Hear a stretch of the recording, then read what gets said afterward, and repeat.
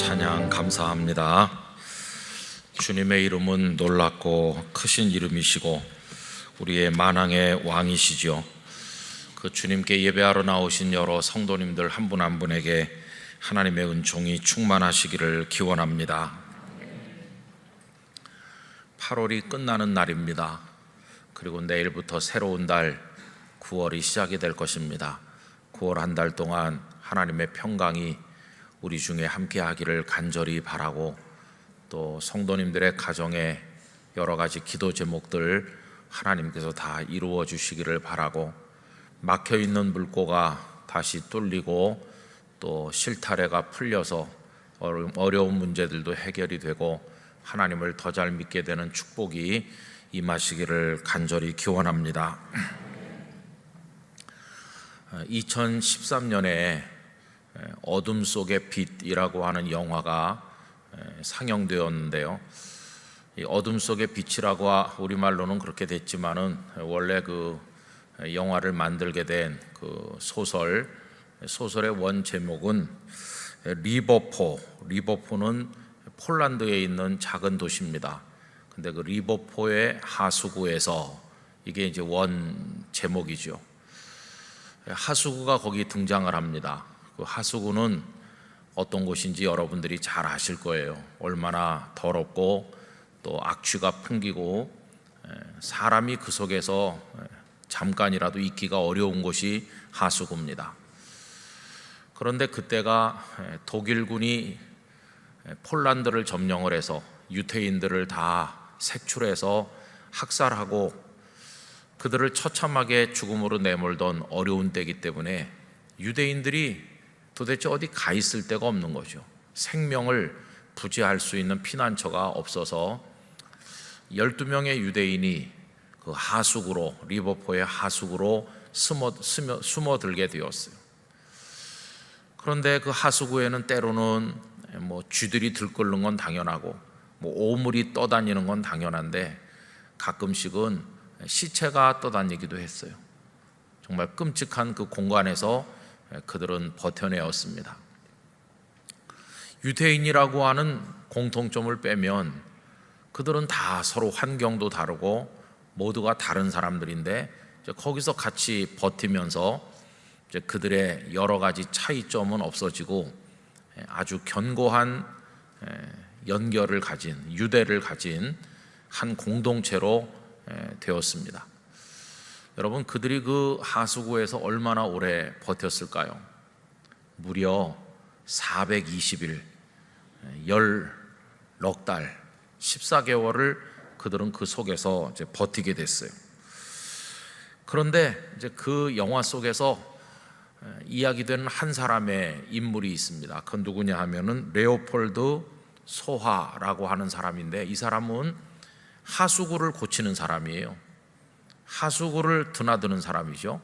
그러다가 유대인들이 거기 숨었다는 사실을 알게 됐어요. 이 소하가 나가서 고발을 하면 유대인들은 모조리 죽게 될 것입니다. 소하에게 들켰을 때 그 유대인들은 자기들의 주머니를 다 털어서 가지고 있는 걸 그에게 주면서 제발 비밀을 지켜달라고 하소연을 하죠. 근데 소하는 그 돈 받는 재미에 그들의 비밀을 지켜줍니다.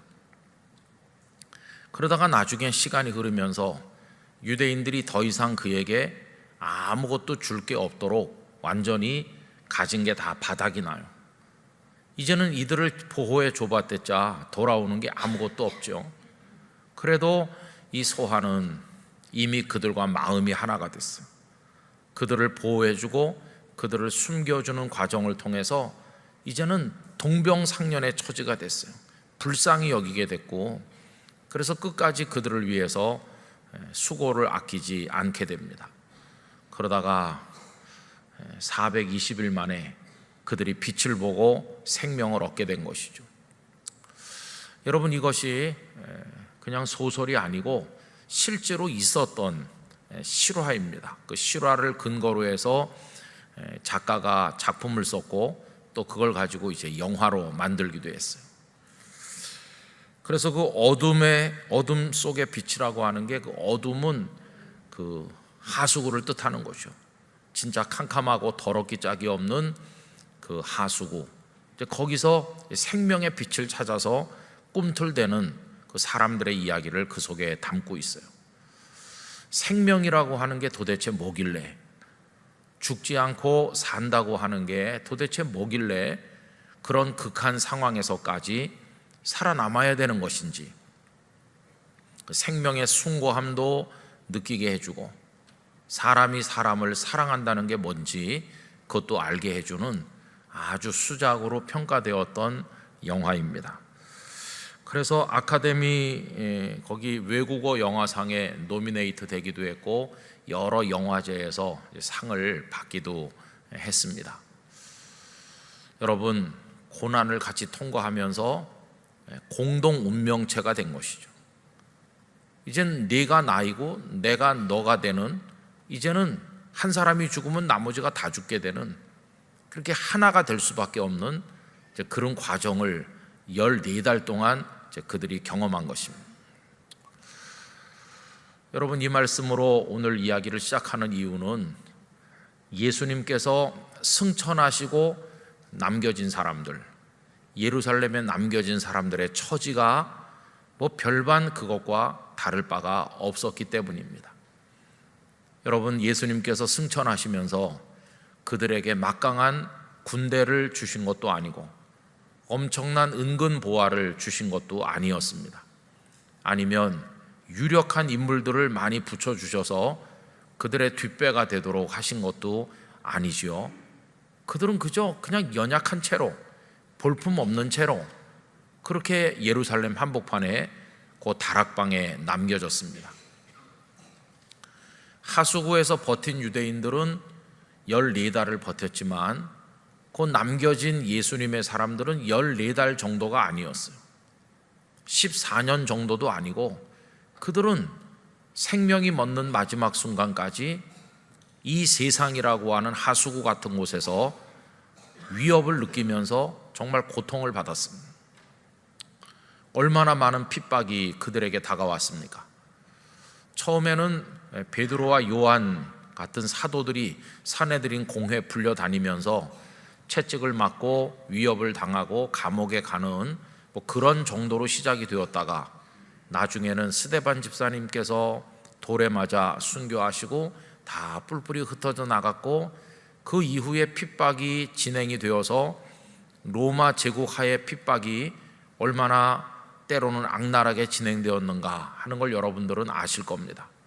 특별히 네로 황제가 통치하던 시절에 그리스도인들의 처지는 얼마나 어려웠는지, 여러분, 그 불타는 로마시와 광기에 사로잡힌 로마 황제 네로, 그리고 거기 십자가에 매달려 마치 가로등처럼, 밤을 밝히는 가로등처럼 죽어가는 불쌍한 그리스도인들의 모습을 보면은 그때 그 로마 제국은 하수구보다도 더 냄새나고 더 더러운 그런 곳 아니겠습니까? 그런데 예수님의 사람들은 그 속에서 믿음을 지키고 그 속에서 버텨내는 거죠. 그래서 그들은 한 덩어리가 되고 정말 강력한 믿음의 유대를 가진, 한 생명을 가지고 한 천국을 향해서 함께 걸어가는 하나님의 자녀들. 그래서 서로 사랑하면서 위로하고 격려하면서 그 고통의 어두운 하수구 같은 세상을 통과해 간 것을 우리가 알고 있습니다. 여러분, 기독교인들이 이 땅에서 생존했던 삶의 방식은 거의 다 비슷했어요. 오히려 그 반대가 됐을 때가 기독교의 늘 위기였습니다. 그렇게 고난당하던 기독교, 하수구 속에서, 어둠 속에서 버티던 기독교였는데 나중에 땅 위로 나오게 됐어요. 여러분, 313년 콘스탄틴 대제가 기독교인들에게 자유를 주게 됐어요. 밀라노 칙령을 발표하였습니다. 이제는 더 이상 숨어 있지 않고 이제는 하수구에 살지 않아도 되는 것처럼 다 광명한 태양 아래로 나오게 됐어요. 그러면서 황제의 어머니 헬레나 여사는 막대한 자금을 투자해서 곳곳에 예배당들을 짓기 시작을 했고, 나중에는 황제도 예배당에 드나들게 되면서 황제를 추종하는 많은 권력자들이 예배 자리에 와서 앉게 되는 정말 가히 상상도 못할 그런 일들이 벌어지게 됐습니다. 하수구에서 냄새나는 옷을 거치고 살던 성도들이었었는데, 이제는 좋은 옷을 입고 황제 옆에 나란히 앉아서 그들과 함께 먹고 마시면서 세상을 즐기는 교회로 교회 모습이 바뀌게 되었어요.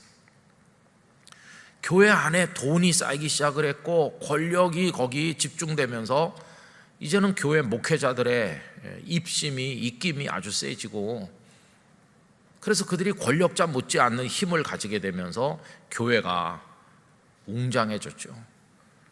여러분, 그게 중세교회의 모습이죠. 그 교회들 머리 위에는 교황이 앉아 있었고, 그 교황은 세상의 황제들과 왕들의 모든 일에 개입하고 간섭하였습니다. 심지어는 어떤 왕이 결혼하는 문제까지 교황이 결혼을 허락하기도 하고 결혼하지 말라고 말하기도 하고, 그렇게 간섭할 만큼 교황권이 하늘을 찌를 만큼 대단했습니다. 여러분, 그때는 어떤 때일까요? 그때가 바로 교회가 부패했을 때죠. 교회는 타락했고, 교회는 권력을 위해서 싸우기 시작했어요. 하수구 같은 곳에서 생명을 위해서 하나님 앞에 부르짖던 교회가 이제는 십자가를 들고 칼을 휘두르는 그런 교회로 바뀌게 되었어요. 여러분, 십자가는 원래 투박한 나무로 만들어져서 우리 구주 예수님께서 거기 매달려 죽으신 십자가죠. 예수님의 피가 배어서 피냄새가 나는 십자가가 원래 우리 그리스도인들이 바라보던 십자가인데, 중세 십자가는 금으로 만들고 온갖 보석을 박아놓고 그 십자가의 화려함을 자랑하면서 그 십자가를 쟁탈하기 위한 전쟁을 해서 사람들을 죽이고 죽는 그런 일들이 벌어질 정도로 부패하였습니다. 여러분, 십자가를 자기 수도원에다가 안치하기 위해서 상대방 수도원 사람들을 칼로 죽이는 그런 타락한 교회, 그런 교회에 어떻게 거기 주님의 사랑이 있고 생명이 있을 수가 있겠습니까? 본래 교회는 그런 게 아니죠. 여러분, 오늘 읽은 본문 말씀은 최초의 교회라고 하는 공동체를 우리에게 보여주는데, 그 다락방에 모여있는 지난 수요일 날 말씀드린 약 120명, 그들이 그 최초의 교회 공동체라고 할 수 있어요. 그들이 앉아있는 모습을 한번 상상해 보세요. 여기저기 등불을 밝혔겠지만 어둠컴컴해서 서로의 얼굴이 명확히 보이지 않았을지도 모르겠습니다. 그런 다락방에 그들이 옹기종기 모여 앉아있는 거죠. 그리고 거기서 기도하였어요. 하나님의 성령이 임하시기를 간절히 구하였어요. 문을 열고 바깥에 나가기만 하면 길거리에 로마 군인들이 행진하고 헤롯의 군인들이 왔다 갔다 하고, 거기 아부하는 권력의 기생충 같은 사람들로 길바닥에 넘쳐나고, 율법을 추종하는 바리새인들의 그 독한 마음들이 곳곳에서 사람들의 마음을 짓밟고, 그런 곳이 예루살렘이었어요. 거기서 그들은 그 작은 다락방에 그저 다닥다닥 붙어 있었을 것입니다. 예루살렘에 갔을 때 여기가 그 다락방이라고 하는, 그렇게 가이드가 안내해 주시는 다락방에 갔었는데요, 저는 다락방에 들어가자마자 관심사가 120명 앉을 수 있었겠나? 제일 먼저 그 생각부터 들었어요. 가운데 기둥도 있고 그래요. 거기 어떻게 120명이 편안히 앉을 수 있었을까? 그런데 그분들은 거기 있었고, 거기가 주님이 원하신 교회였고, 바로 그 자리가 하나님의 성령께서 불같이 바람같이 임하셨던 자리였어요. 이름 없는 그 120명이 이름 있는 세상의 그 어떤 사람보다도 존귀한 사람들로 세워진 현장이 바로 거기였어요. 아무도 주목하지 않던 그들, 세상은 그들의 존재를 의식하지 않았겠지만 하나님의 눈은 헤롯의 궁궐이나 빌라도의 관저에 있었던 것이 아니라 바로 거기 그들에게 머물러 있었습니다. 화려한 옷을 걸친 제사장들이 있는 그 죽은 성전을 내려다보고 계신 것이 아니라 볼품없는 갈릴리 사람들 120명이 모여있는 바로 그 다락방, 거기에 주님의 눈길이 머물고 있었던 것이죠. 저는 영락교회가 주님의 눈길이 머무는 곳이 되기를 원합니다.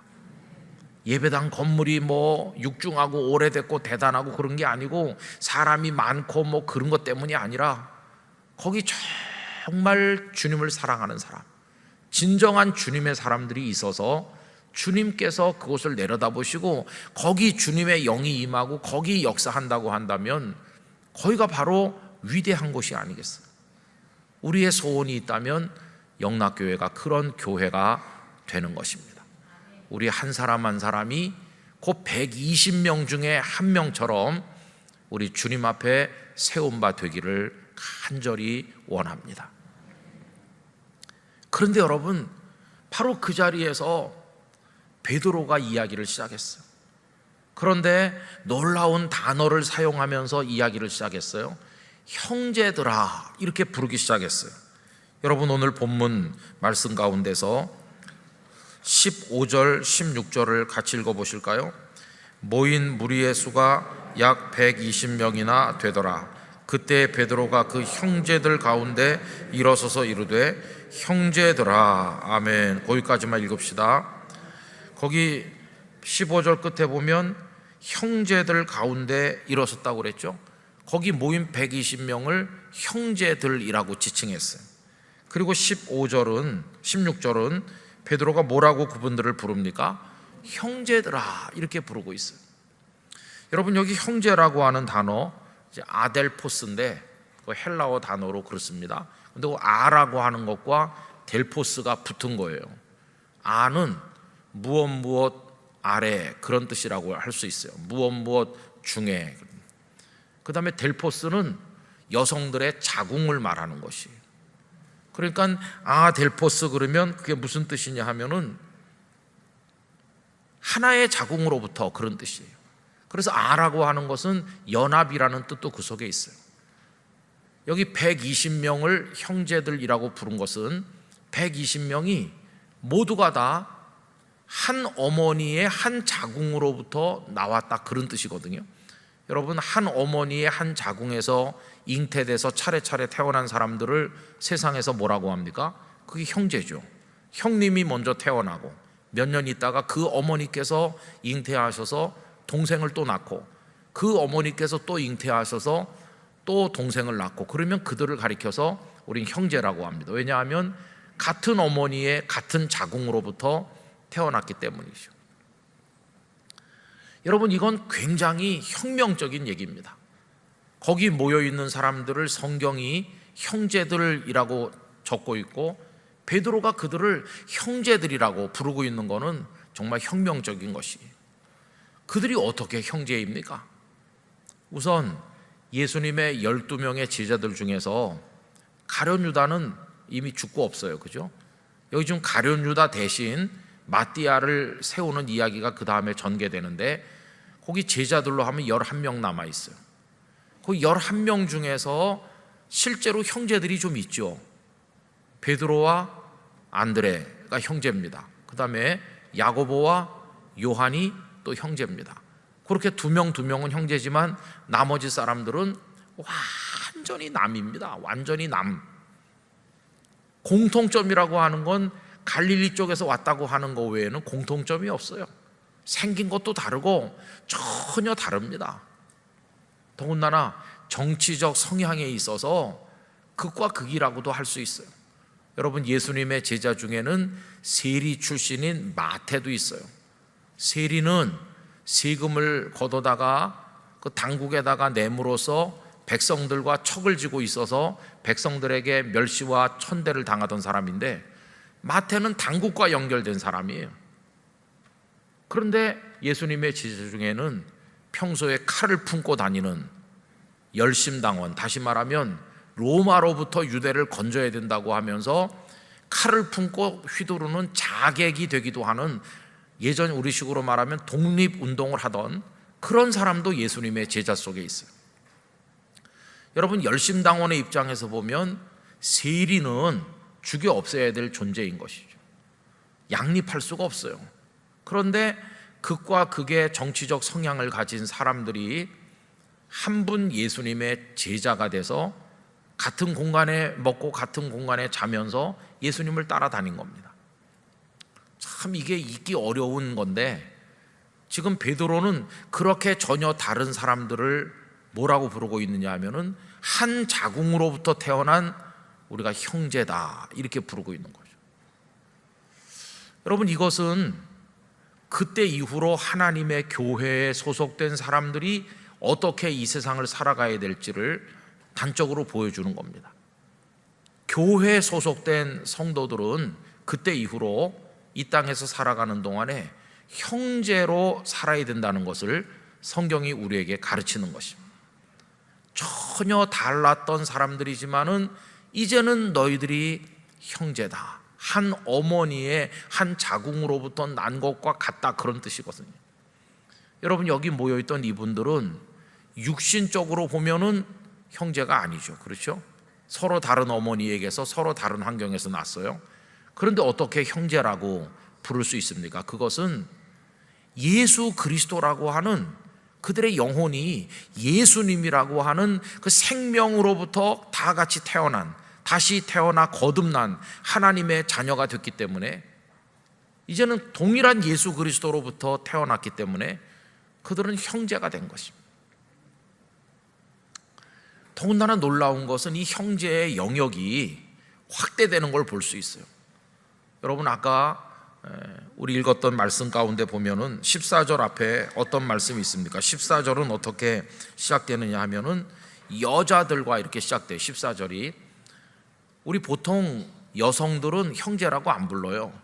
그냥 자매라고 부르죠. 그죠?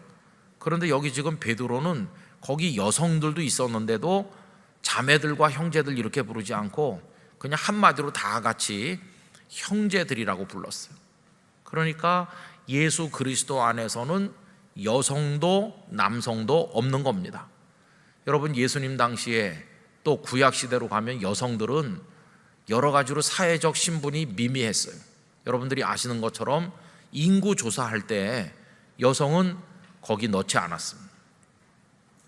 우리가 흔히 우리 자신을 뭐라고 얘기합니까? 수에 칠 가치가 없는, 이렇게 흔히 여러분 표현하는데, 옛날에 여성들이 수에 넣을 가치가 없다고 인정됐어요. 더군다나 여성들이 하는 말씀들은 법정에서 증언으로 채택되지 않았어요. 여성들이 아무리 이건 진짜예요 이렇게 말해도 여성들의 말은 법적 증거로 인정되지 않았어요. 말도 믿을 수 없고 수에 넣지도 않고, 이게 그 당시 여성들의 위치였어요. 그런데 교회에서는 여성들도 똑같이 형제라고 불려졌어요. 그래서 예수 그리스도 안에서는 남성과 여성의 성별에 의한 차별이 없고 모두가 똑같이 주님의 보혈로 구원을 받은 똑같은 하나님의 자녀인 것이, 그걸 또 우리에게 알려주고 있죠. 더군다나 형제가 어디까지 확장되고 있습니까? 예수님의 어머니와 동생들도 형제라고 부르는 거예요. 여러분, 아까 그 14절에 처음에 여자들이 나왔고 그 다음에 예수의 어머니 마리아와 예수의 아우들 이렇게 나오죠. 우리가 제자의 입장에서 예수님의 어머니 마리아를 한번 생각해 보세요. 우리가 지난 주일 낮예배 시간에 예수님께서 어느 집에 계실 때 어머니 마리아와 그 동생들이 찾아와서 바깥에 서 있었다 하는 얘기를 말씀드렸는데, 우리가 베드로의 입장에 한번 돼보세요. 지금 예수님을 이렇게 하늘같이 존경하거든요. 예수님을 주는 그리스도시요 살아계신 하나님의 아들이시니이다 라고 할 정도로 예수님을 이렇게 믿고 있거든요. 그런데 그분의 어머니라면 어떻게 대우할까요? 평소에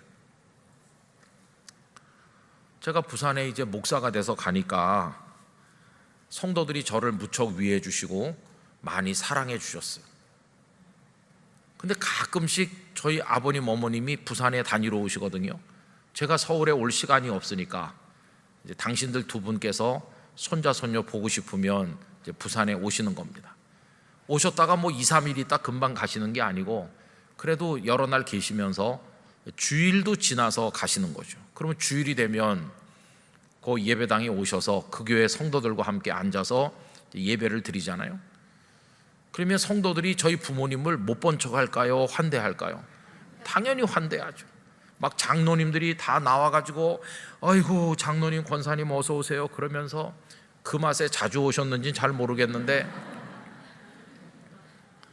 그래가지고 뭐 장로님들 계신 방으로 막 모시고 들어가서 차도 대접하고 그리고 앉아서 요새 건강은 어떠시냐고 그러고 뭐 자주 오시라고 그러고 그러지 말고 여기 집 하나 교회가 장만할 테니 아주 와서 계시라고 그러고 그랬어요. 아닌 게 아니라 집을 장만할 테니까 아주 와서 계시란 말도 자주 했어요. 그렇게 해주죠. 왜냐하면 성도들이 저를 목사라고 위해 주니까 제 어머니 아버지라는 것 때문에 하는 겁니다. 그와 똑같아요. 예수님을 이렇게 하고 있는데 베드로가 예수님의 어머니 마리아를 어떻게 무시하겠어요? 그 어머니가 만약에 찾아오시면 베드로는 맨발로라도 뛰어나가서 그 마리아를 영접해야 될 상황이죠. 예수님의 어머니인데 뭐. 그게 마리아의 위치가 그런 거죠. 또 그 예수님의 동생들 어떻게 무시하겠어요? 예수님의 동생들도 로얄 패밀리처럼 이 제자들이 볼 때는 잘 모셔야 될 그렇게 인식됐을 거 아니겠어요? 그런데 그분들이 지난주일에 말씀드린 것처럼 예수님의 하시는 말씀과 예수님의 행하시는 모든 일이 자신들과는 별 관계가 없다는 식으로 그냥 바깥에 있다가 돌아가고 그랬지 않습니까? 그런데 이 다락방에는 이분들이 같이 계시잖아요. 그죠? 같이 있어요. 참 어떻게 보면 가까이 하긴 너무 먼 그분들이죠. 그죠? 여러분 너무 어려운 사람은 좀 친근하게 지내고 싶어도 어렵기 때문에 친근하게 접근하기가 참 어렵잖아요. 마리아를 그동안 굉장히 어렵게 생각했을 텐데 갑자기 친근하게 대한다는 게 이게 제자들 입장에서도 쉽지는 않았을 거예요. 그런데 지금 여기 베드로는 그 마리아도 형제라고 부르는 거예요. 마리아가 낳은 육신의 아들들, 예수님의 아우들도 이제는 베드로와 형제가 된 것이에요. 과거의 신분이 어땠든 세상에서 무슨 일을 했던 뭐 그런 거 다 떠나서 그들도 역시 예수 그리스도 안에서 동일한 생명을 가진 형제가 된 거죠. 여러분이 형제가 나중에 어디까지 확장되느냐 하면 개만도 못하다고 취급하던 이방인들도 형제라고 부르기 시작했어요. 제가 성경을 읽어드리면 사도행전 15장 23절을 읽어드리려고 합니다. 사도행전 15장 23절에 보면 그 편에 편지를 붙여 이르되 사도와 장로된 형제들은 안디옥과 수리아와 길리기아에 있는 이방인 형제들에게 문안하노라. 전에는 유대인이 이방인을 형제라고 부른다는 건 상상을 못하는 거예요. 여러분 심지어는 그 집안에 들어가지도 않아요. 기억나실 거예요. 베드로가 요빠 피장 시몬의 집에서 오고 할 때 기도하러 올라갔다가 하늘에서 보자기 같은 게 내려오면서 그 안에 있는 걸 잡아먹으라 이런 환상을 보잖아요. 그리고 나서 이제 고넬료가 보낸 사람들이 도착을 해서 모시러 왔습니다. 이래가지고 베드로가 고넬료의 집에 가잖아요. 근데 그 대목에 보면 원래 유대인은 이방인의 집에 들어가지도 않거든요. 근데 베드로가 그렇게 말하죠. 나는 유대인이기 때문에 당신 이방 사람이 고넬료의 집에 이거 온 거 이거 생각도 못할 일인데 하나님의 성령께서 보내서 왔다 이렇게 하거든요. 그게 그 당시 당연한 거였어요. 이방인과 유대인이 서로 왕래하고 같이 밥을 먹고 뭐 집에 오가고 이거는 생각할 수 없었어요. 그런데 지금은 그걸 확 뛰어넘어서 뭐라고 표현하고 있냐 하면은 형제 이렇게 말하는 거예요. 그 사람이 헬라 사람이든 그 사람이 로마 사람이든 어디 사람이든지 간에 이제는 예수 그리스도라고 하는 그 생명을 같이 공유하게 된 주 안에서 우리는 형제다. 그래서 여러분, 오늘 여기 15절과 16절에 나와 있는 형제들이라는 그 말 속에 주님이 지향하시는 그리스도인 공동체의 모습이 뭔가를 보여주는 거죠. 환경과 출신이 전혀 다르고 성격이 다르고 다 다르지만, 심지어 남자이고 여자이고 성별도 다르지만, 그리고 과거에 예수님의 어머니였고 동생들이었고 그런 것도 너무 다르지만, 심지어 상종하지 못할 짐승처럼 여기던 이방인들이기도 하지만 딱 하나의 공통점, 예수 그리스도를 통해 구원받았다고 하는 그것 때문에 모두가 다 형제가 된 것이 형제. 저는 참 이런 초대교회의 모습이 오늘의 교회에서 사라진 것에 대해서 참 마음 아프게 생각합니다. 여러분, 오늘의 교회는 이런 형제 의식이 없어요. 우리는 서로 다른 환경 속에서 그냥 교회 와서 먼 발치에서 이렇게 쳐다보면서 뭐 저 사람도 이 교회 왔다 가고 나도 이 교회 왔다 가나 보다, 그냥 그렇게 여기는 거지, 우리 서로들 사이에 형제라고 하는 생각이 너무 연약해요.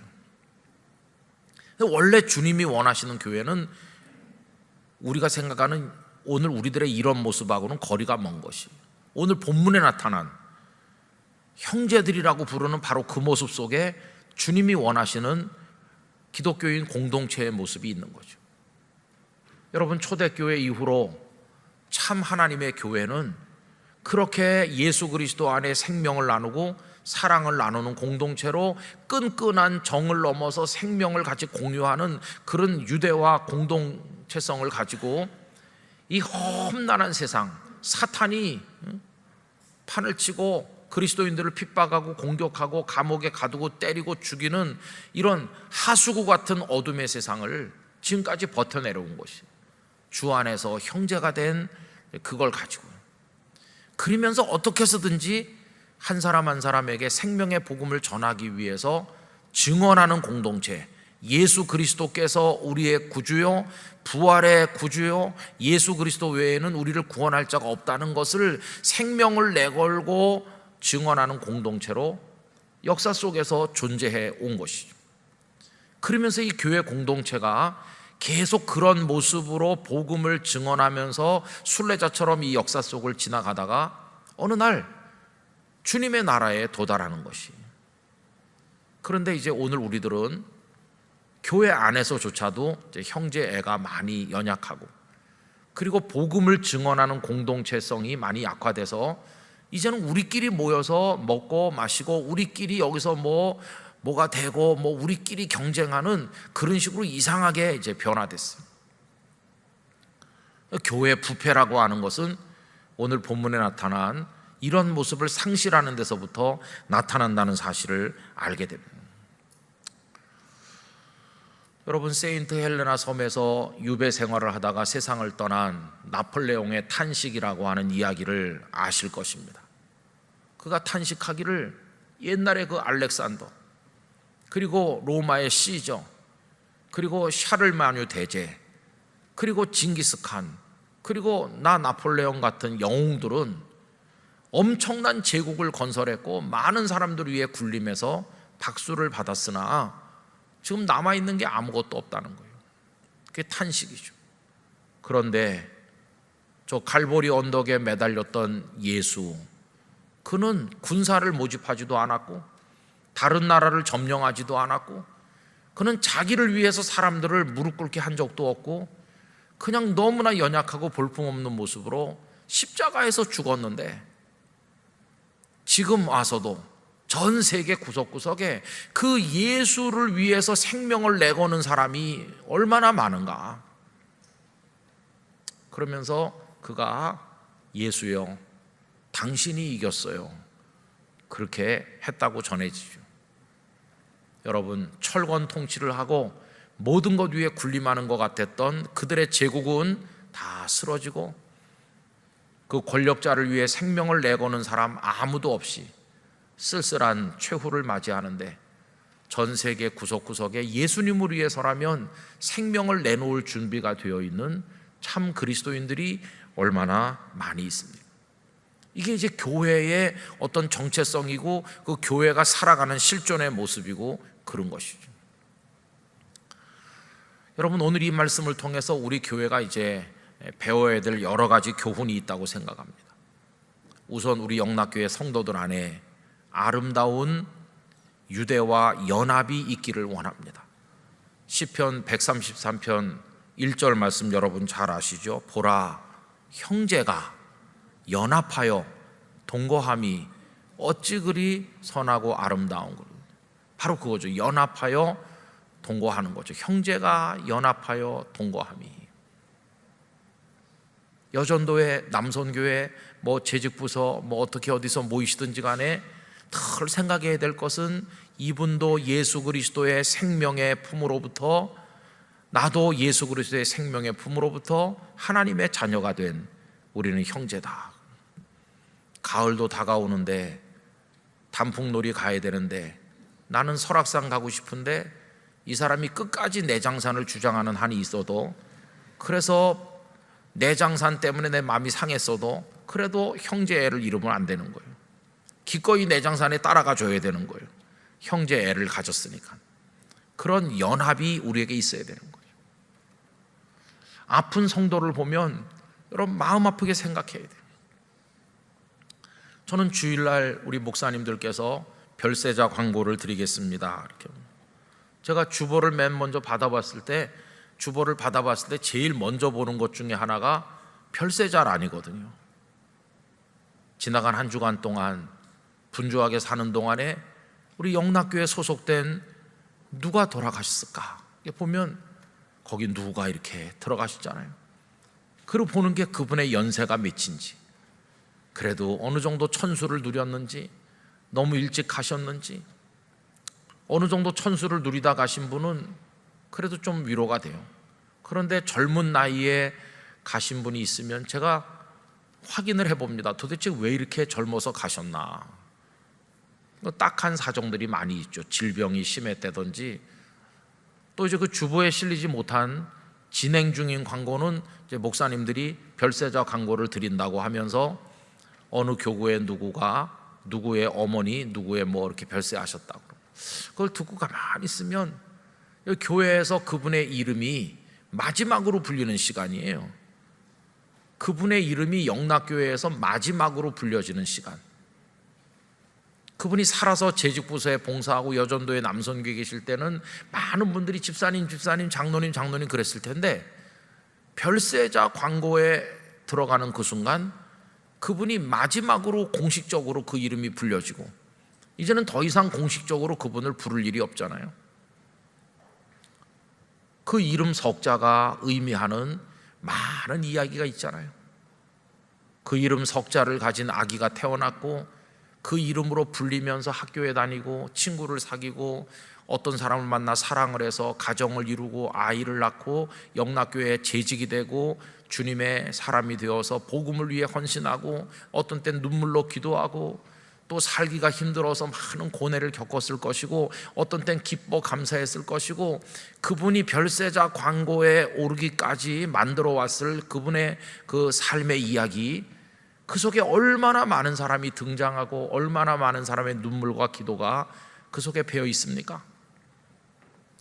그냥 어느 교구에 누가 별세하셔서 어느 병원 영안실에서 몇 시에 예배가 있다고 하는 그 한 줄로 끝내기에는 너무너무 그 속에 엄청난, 더군다나 그분의 평생을 인도해 오신 하나님의 사랑의 이야기가 그 속에 같이 들어있는 거 아닙니까?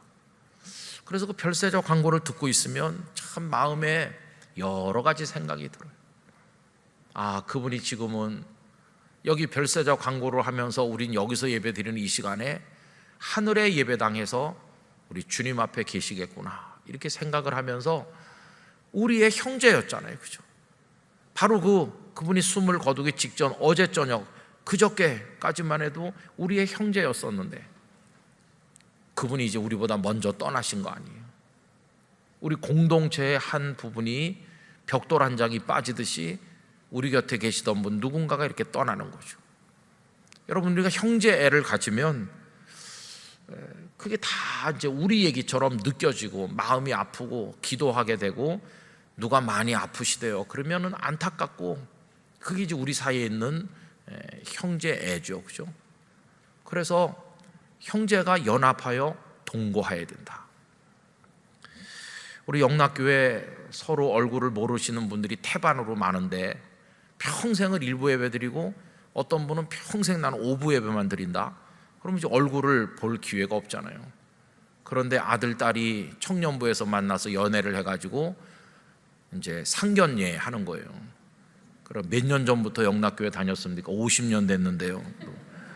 우린 40년 됐는데요. 어떻게 한 번도 얼굴 본 적이, 난생 처음 보는 거예요. 같은 영락교회 다니면서도. 그 애들이 그렇게 안 만났으면 각자 그러다가 이제 따로 하늘나라 가시고 전혀 모르겠죠, 그죠? 그런 일이 우리 교회 안에서 많다고 그래요.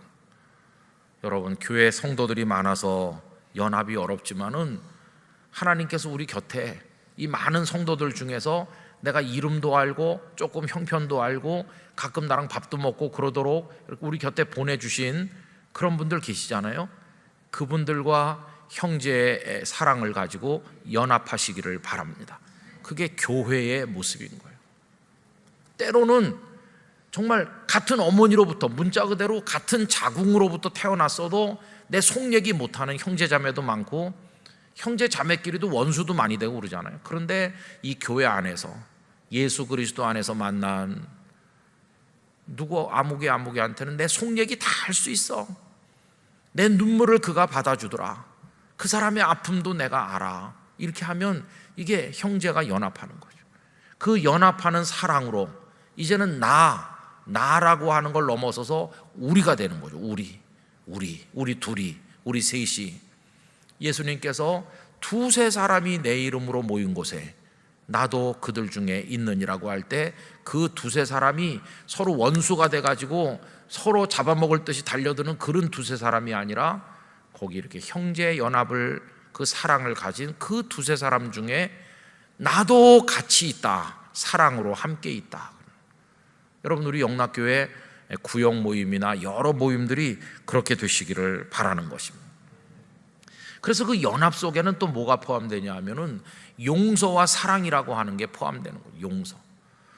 여러분, 여기 베드로가 형제들 이렇게 부를 때 이건 굉장한 건데요, 이 세상에서 아주 끈끈한 어떤 관계로 자주 부르는 단어 중에 동지라는 게 있어요. 동지.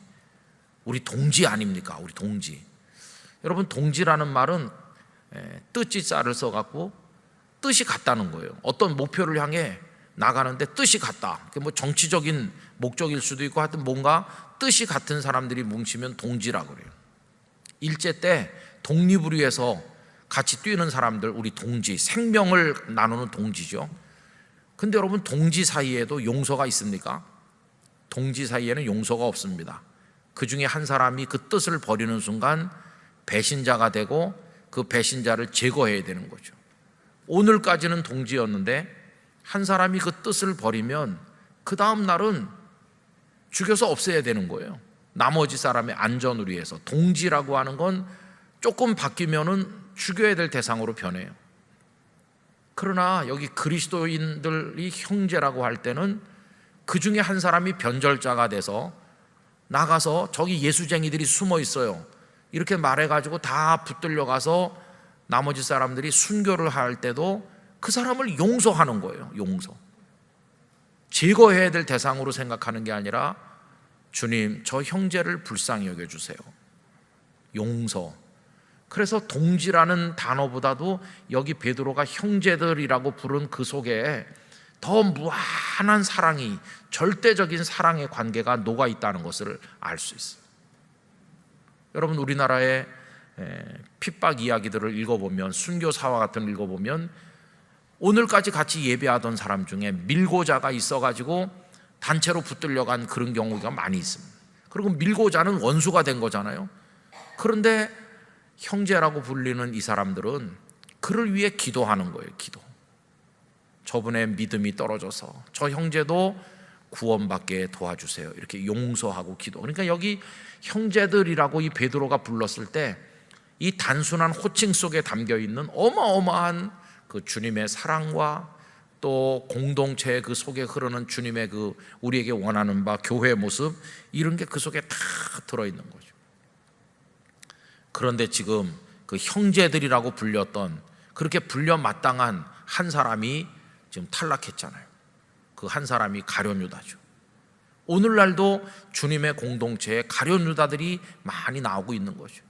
그 가룟 유다로 인해서 지금 이 공동체가 상처를 입었어요. 그래서 이제 그 상처난 그 자리에 벽돌 한 장이 빠져나간 그 자리를 그냥 구멍 뚫린 채로 놔두는 게 아니라 다른 튼튼한 벽돌로 그 자리를 채우는 거죠.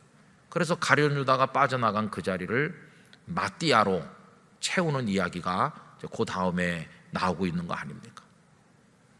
여러분, 오늘 이 말씀이 단순하지만 우리 속에 주님이 원하는 교회의 모습이 어떤가를 가르쳐주고 있어요. 우리는 형제들입니다. 형제들.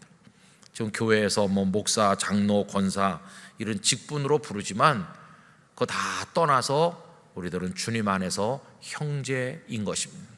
이 사실을 기억하면서 영락교회를, 이 초대교회가 가졌던 그런 사랑의 모습으로 우리가 있는 거기서부터 만들어 나가게 되기를 간절히 원합니다. 서로 연합하기 위해서 노력하시고, 서로 사랑하시고, 서로 같이 기뻐하고 같이 슬퍼하면서 함께 이 나그네 같은 세상을 걸어가는 것이고, 처음 얘기대로 한다면 이 사탄이 판치는 캄캄한 이 어둠의 세상, 영적 하수구와 같은 이 세상 속에서 그들이 420일을 버텼다면 우리들은 주님 앞에 설 때까지 버티면서 생명을 향해 나가야만 될 것입니다. 그렇게 할 수 있는 능력을, 사랑을 주님께서 우리에게 주시기를 간절히 기원합니다. 기도하겠습니다. 거룩하신 하나님 아버지, 저희들은 주님 안에서 형제로 맺어지도록 부르심을 받았습니다. 같은 하나님의 사랑을 받아 동일한 예수 그리스도의 피를 받아 구원받은 하나님 안의 형제입니다.